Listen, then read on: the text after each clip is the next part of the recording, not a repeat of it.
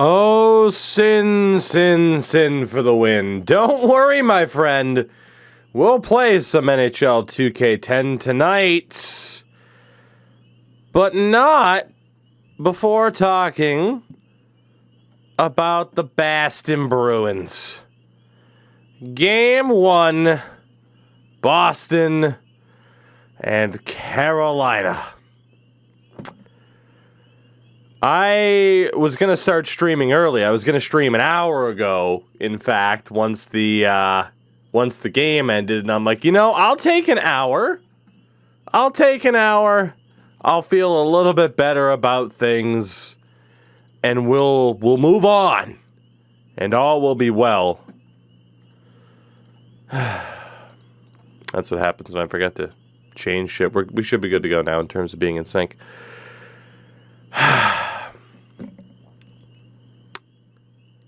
I will preface all of this.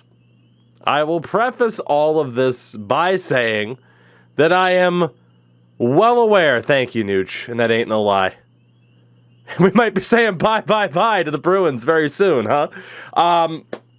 So I will preface this by saying it is one game. I am well aware that it is one game. In the best of 7 series, the Bruins could very well still beat the Carolina Hurricanes in round 1. However, how many people are really that optimistic that that's going to happen? How many of you? I like to have faith in my team. I do. I like to root for the Boston Bruins. I have done so since really for the moment I could walk. I have supported the Bruins so long, I don't even have the proper memory of supporting the Bruins because I was such a small child. And I will always root for them to win. However, while they may have played better than the score indicated, the Bruins lost to Carolina 5-1. A friendly reminder. Let's take a trip down memory lane this season, shall we? And talk about the season that's been. Let's flash back to October. Doesn't that seem like forever ago? Where the Carolina Hurricanes beat the Boston Bruins 3-0. Let's open up a little bit of paint here, and we'll have I can't do anything with a mouse. We'll have Boston, and we'll have Carr. That's 3 for Carolina, 0 for Boston. We'll move ahead in the schedule throughout November. Oh, look, thank fuck. They didn't play Carolina. In December, thank God again, best Christmas gift ever, no Carolina. And then in January, on the 18th, Carolina beat Boston 7-1. So we'll add a little 7 there. And a little 1 right there. And we'll move on. We'll march on into the month of February. Where, thank God, again, the Bruins... Oh, just kidding! They lost 6-0 this time! So we'll add a nice little 6 and another little goose egg there. Isn't that fun? That's a good time. Then in March, again... Praise the Lord, no Carolina. And then in April. What a beautiful month April was. Isn't it a shame that it's over? Nothing. Which brings us to tonight, where the Carolina Hurricanes won 5-1. Now, my math might not be the strongest, but I'm pretty sure that means the Bruins scored 2, and Carolina has scored 21.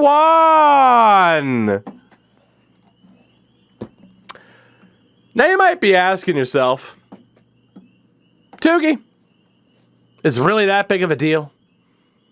And again, I will reiterate what I said at the start of this in case people who weren't in here yet didn't hear it. It is one game, and the Boston Bruins could very well win the series. On today's Toogie's Take podcast, I predicted the Boston Bruins to win this series in 7. I did. Thank you, Warrior, for the gifted, by the way. I appreciate it. And no, I am not changing to a Hurricanes jersey. Suck a fat one. The Bruins could very well win this series, right? They could. They could do it. It could happen. They're a good hockey team. They have been outscored 21-2 over the course of 4 games.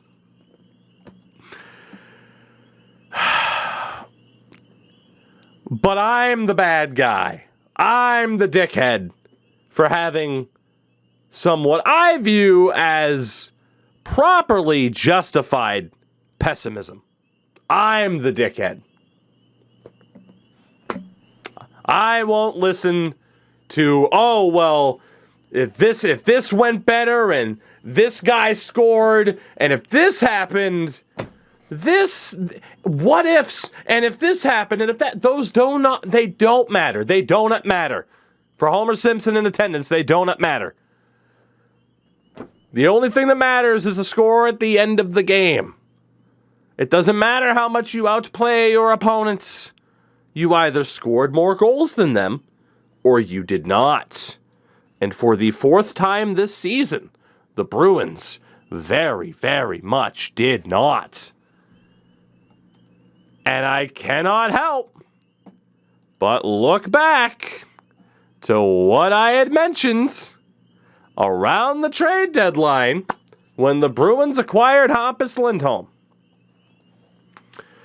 And I said, let's look at this team, and is that really what the Bruins needed? It helps. Hampus Lindholm's a damn good player. He was good tonight. It's not his fault they lost. But is that really what they needed? While in the process, scratching $3 million of Mike Riley, which might have been a mistake, huh? Oh, but my eye test says Mike Riley sucks, and if he got scratched, how good is he really? Probably better than Matt Grzelcyk was tonight. Meanwhile, this is the Bruins forward core. There is no way on God's green earth, I refuse to believe otherwise, that Brad Marchand or Patrice Bergeron, if not both of them, are hurt. Marchand has been abysmal lately. Your second line is Hall, Pasternak, and Eric Hall has been pretty good since the trade deadline. He has been. But some insurance would have been nice.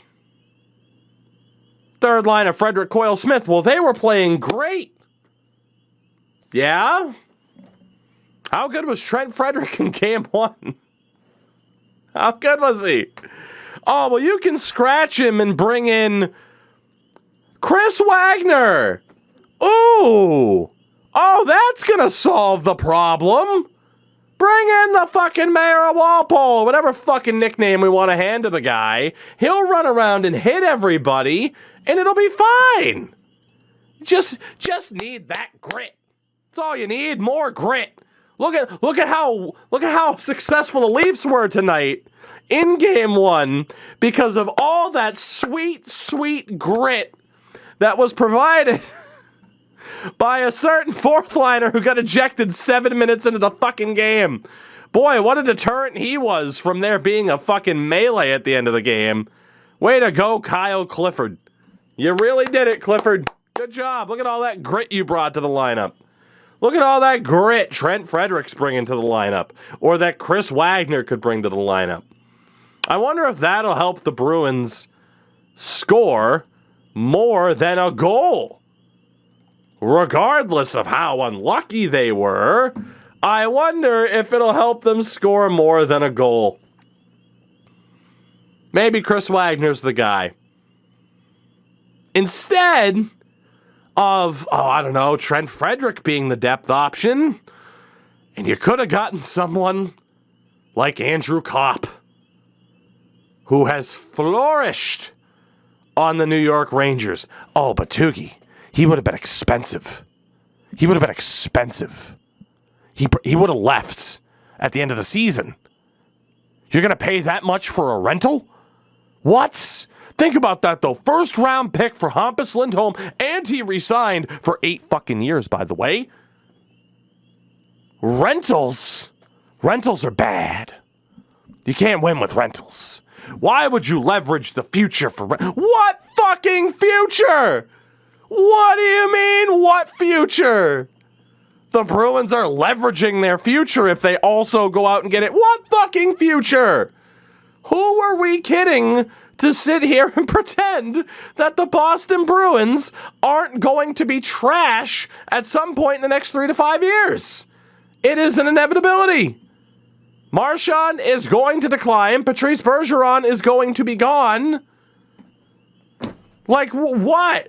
What's the point here? Oh, well, we might win with Bergeron and Marchand, but if we go one toe in, one toe out, and still kind of like rebuild on the fly while we're supposed to be competing, well, then Hall, McAvoy, Lindholm, and whoever else we draft late in the first round, those will be the guys to put it together.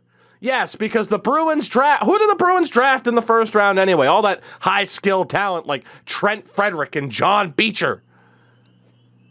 I swear to God, some people are taking crazy pills, but if I dare have a different opinion, I'm an asshole. Fabian Lysell, there you go. Fabian Lysell's the guy. He's the guy. Now, just me, I would much rather see Fabian Lysell get traded for Andrew Kopp and have the Bruins have a better chance of winning the Stanley Cup this year. But that's just me. Sustained okayness. We might win versus we're fucking going for it. And if we fall short, then hey, at least we really gave it a go. The old college try. Yeah, I'll take that last one. That sounds pretty good. That was 2013. Yeah, they lost to Chicago. And then they had to pay the price the years after, getting rid of Johnny Boychuk. You end up missing out on the playoffs a couple years after. I was fine with that. You know why? Because when you suck, you get higher draft picks. When you get higher draft picks, you get better odds of drafting somebody who's half decent. Or we can hope that maybe somehow they drafted David Pastrnak in the 20s again. We can keep hoping for that. It's just... Man, I just... It's one game... But I just cannot see the world the way other people see the world. In that it's almost essentially the attitude of, well, they almost won. That flies in the regular season. That doesn't fly in the playoffs. I don't care what's posted about, and this, I'm not specifically, there's one person who replied this to me. And I am not taking a shot at Bruins Burner. Not taking a shot at you. But I don't care if the deserve to win-o-meter was in their favor. You lost 5-1. You've been outscored 21-2. Deserved to win my ass. Well, if this shot went in or this save wasn't in, it's a loser's mentality. I say that as someone who makes excuses all the fucking time for when I lose in video games because I'm really fucking competitive. At the end of the day, they're excuses. Oh, the bad puck luck. You've had bad puck luck since Game 7 of the Stanley Cup Final in 2019. That's a lot of bad puck luck. How many fucking cracks did you step on? How many mirrors did you break stepping under ladders like Razor Ramon? Dude. Ted, thank you for the 6 months, by the way. I really, really hope the Bruins do win this series. I am a Bruins fan. I am rooting for them. But this is how you're going to start the series? Losing 5-1 on the road? Like, it doesn't matter. You said backup Arant as a fringe starter. Antti Ranta's not bad, but the bottom line is he's not the best goaltender on the Carolina Hurricanes. The Bruins enter tonight and will likely enter Game 2 playing Carolina, who do not have their best goaltender. And they lost Game 1 and only scored a goal. A goal. It's not good enough, man. It's not. And regardless of how well Ranta played, score goals. Score goals. Regardless of how well Hampus Lindholm played tonight. Like I said at the deadline, what did the Bruins need more?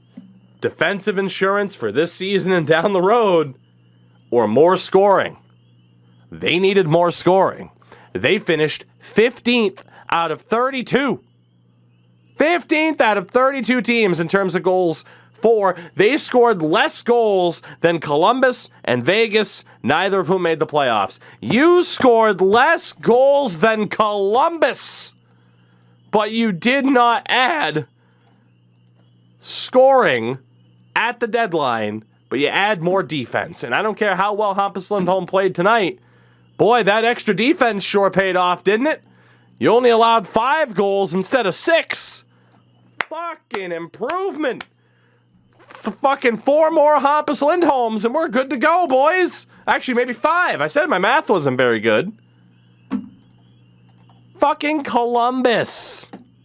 Columbus. Jesus.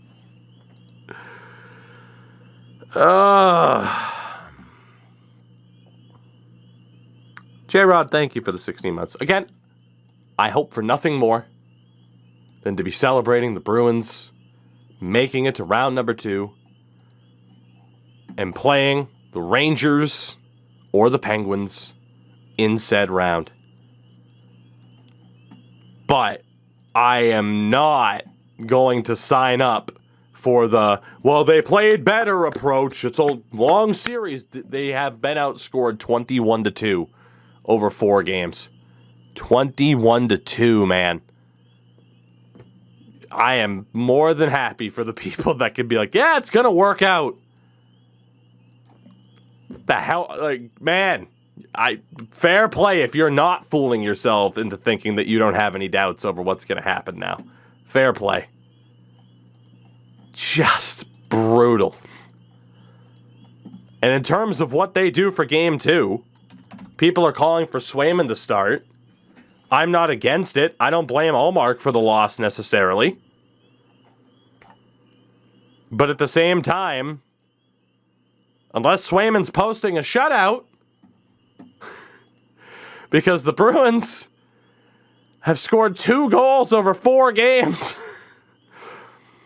Unless Swayman's posting a shutout, Bruins probably still won't win.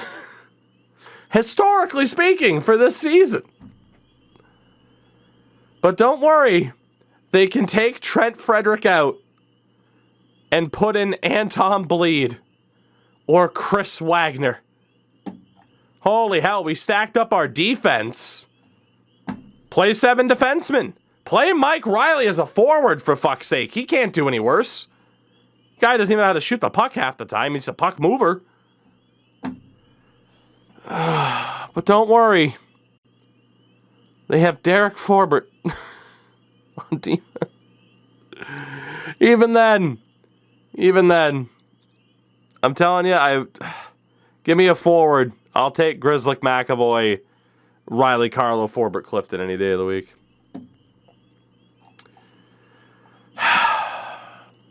I am very much looking forward to as well seeing if this is the end of Patrice Bergeron. Been a lot of rumors that way. And like I kind of said on Twitter, if this is how Patrice Bergeron goes out with a whimper, with the Bruins getting floored by Carolina, I will never forgive Don Sweeney, this management group and the coaching staff for wasting the last season of his career. 21-2 over 4 games. You look at these teams on paper, and they're not that far off. But holy hell, once they get on the ice, does on paper go out the damn window. Why wouldn't Patrice resign? Do you know how beat up Patrice Bergeron is? Like, he's 36, dude. He's 36. He'll turn 37 over the summer. Ryan Getzlaf's retiring. He's the same age. They came from the same draft. Oh, yeah, I mean retire. I mean, who knows? He might want to go play for Montreal or something like that. I wouldn't blame him. least Montreal's fun and exciting. What? And you might say that's an overreaction, but what the hell was fun or exciting about tonight? That brief glimmer of hope when Taylor Hall scored, that was immediately dashed by 3 more goals from Carolina. I could sit here and just rant and rave all night. I am eager for Game 2 to start. I am eager for them to score more than a goal in a game. That would be cool. My biggest issue is one of the top posts. I'm going to go see if it's still the top post on the Bruins subreddit right now for the post-game reaction. I want to see if it is. That's hilarious. I want to look at this. Oh, didn't mean to go to our hockey. Meant to go to Boston Bruins there. I want to see if the top post from the post-game thread is still the same. Let's see. Is it? Because there was a good one. There was a good one. I don't know why Reddit's going so slow for me right now. Come on, Reddit. Chop, chop. Yeah, you wouldn't load. You wouldn't. Come on, Reddit. Get your shit together. I have a good point to make here. There we go. This is the one. And again, no disrespect to this person. Allmark was fantastic. 1 goal was fluky. The other 3 were just perfectly executed by Carolina. Anyone saying Swim was going in, it should be insane. Skaters did everything they could without scoring. Here's the key. The Bergeron line isn't going to do a whole lot. That's always been a thing against Carolina. Carolina's always been good at shutting down the line 5-on-5. Then maybe we should have gotten some extra fucking scoring at the deadline if the top line struggles against Carolina. But they got Hampus Lindholm instead. But he's good, so we can't look at that as the problem. And we can't give up more picks and draft picks that have already been made. You can't give up prospects.